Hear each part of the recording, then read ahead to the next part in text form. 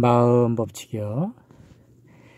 이 마음 법칙에 대해서 저는 이제 알은 지가 얼마 안 돼요.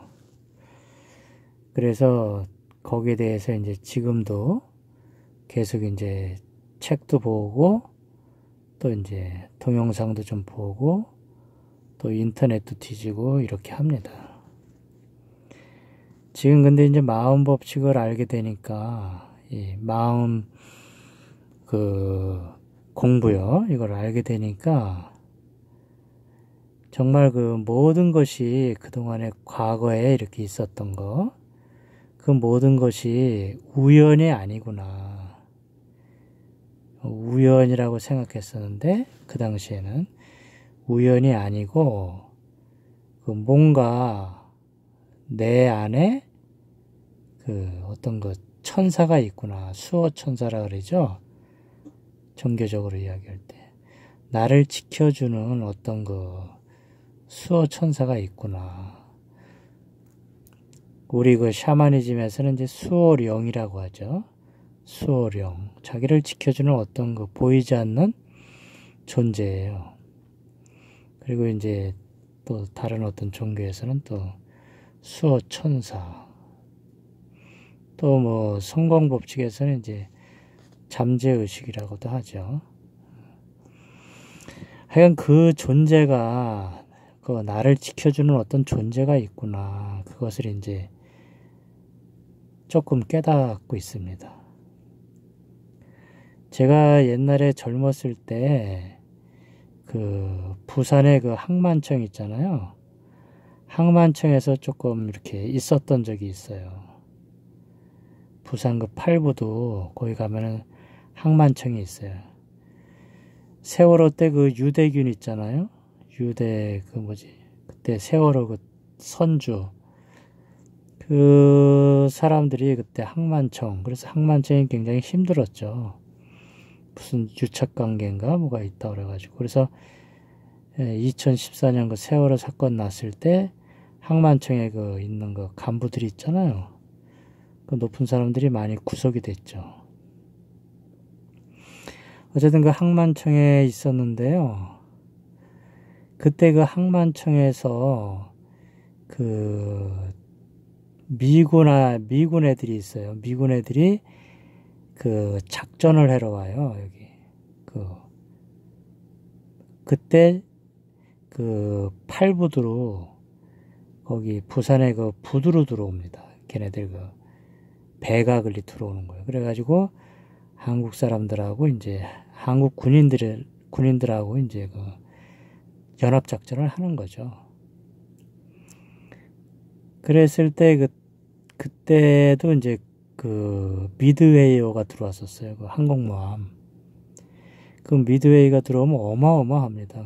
크기가. 그러면 이제 거기서 군수물자 걔네들이 이제 내리고 탱크들이 거기서 다 나오는 거예요.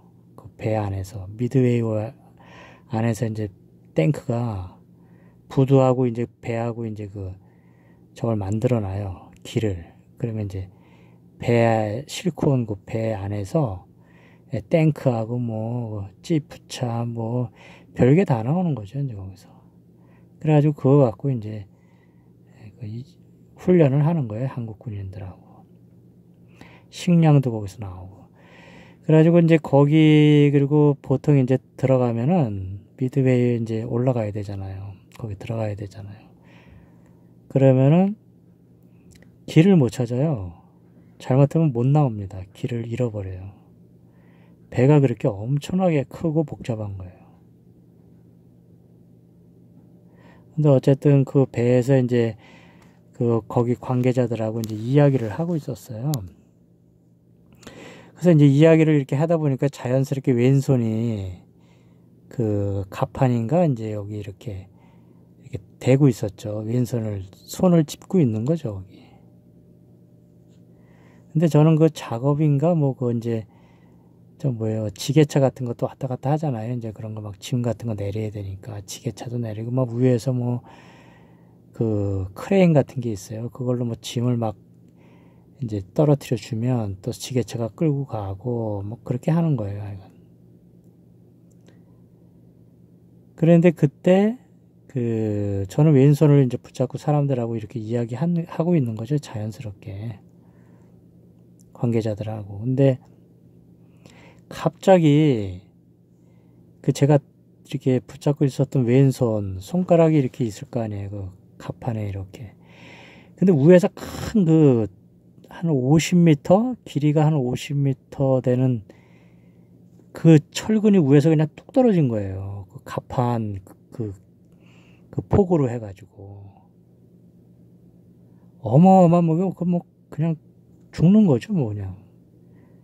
50m 되는 철판이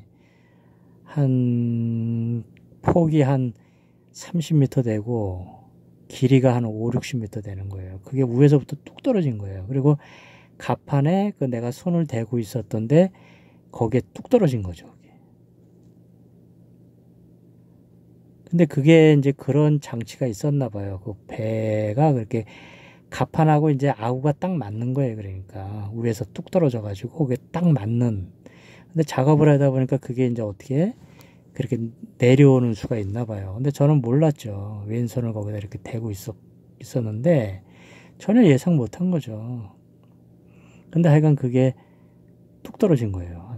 그러니까 철근이 그렇게 폭이 한 30m 되고 길이가 한 60m 이상, 5, 60m 그렇게 긴 게 뚝 떨어지니까 갑판 위로 떨어지는 거죠. 내가 손잡고 있었던 갑판 길이 폭만큼 뚝 떨어진 거예요.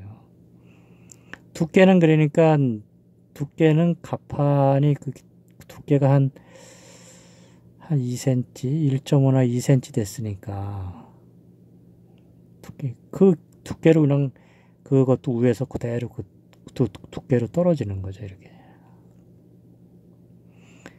그래서 저는 이제 깜짝 놀라서 이렇게 봤는데, 저는 누구나가 놀란 거죠. 이제 손가락이 다 날아갔구나. 이제 볼 것도 없는 거죠. 철근이 떨어졌으니까, 위에서. 근데 제 손가락이 멀쩡한 거예요. 아주 소리도 쾅 하고 떨어졌는데.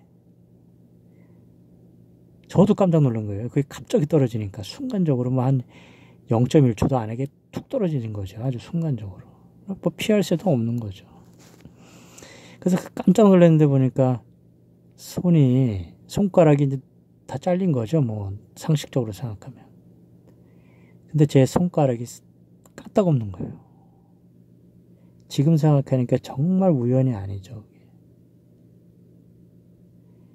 어떻게 그게 안 잘라졌냐면, 손가락 있는 게 거기 홈이 있었어요. 위에서 떨어지는 갑판도 고기만 홈이 이렇게 있었어요. 그러니까 홈 때문에 제가 살은 거예요. 홈이 딱 제 폭이에요. 딱 거의 폭이니까 손폭만큼만 딱 있는 거예요. 거기가 이렇게 비어 있는 거예요. 그러니까 그게 어떻게 비어 있냐면 비어 있었던 게 아니고 거기에 철근이 이렇게 하여간 부식이 됐던지 이렇게 돼가지고 그게 떨어져 나간 거예요. 거기가 조금 이렇게 부식이 된 거죠. 배들이 이제 부식이 되잖아요. 바닷물 때문에. 부식이 안 됐으면 그게 그냥 맨질맨질한 거죠. 근데 부식이 되는 바람에 그게 홈이 이렇게 있었던 거예요. 거기가. 높이도 많지도 않은 거죠. 높이도 한 3, 4cm 높이로 이렇게 홈이 이렇게 있었던 거죠. 울퉁불퉁하게 홈이 있는 거예요. 어쨌든 그래가지고 제 손이 멀쩡했습니다. 고기만 홈이 있는 거예요. 다른 데는 다 홈이 없는데.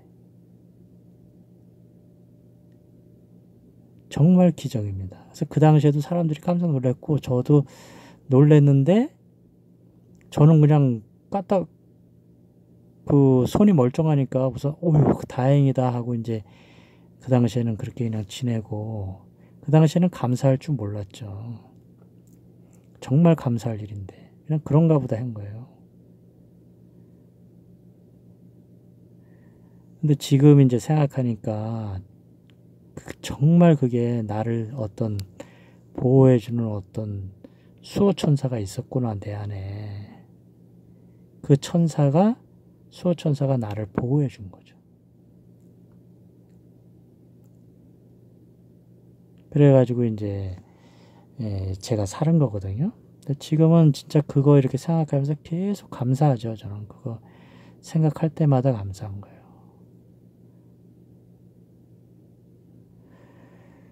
참고해 보시기 바랍니다. 감사합니다. 감사합니다. 감사합니다.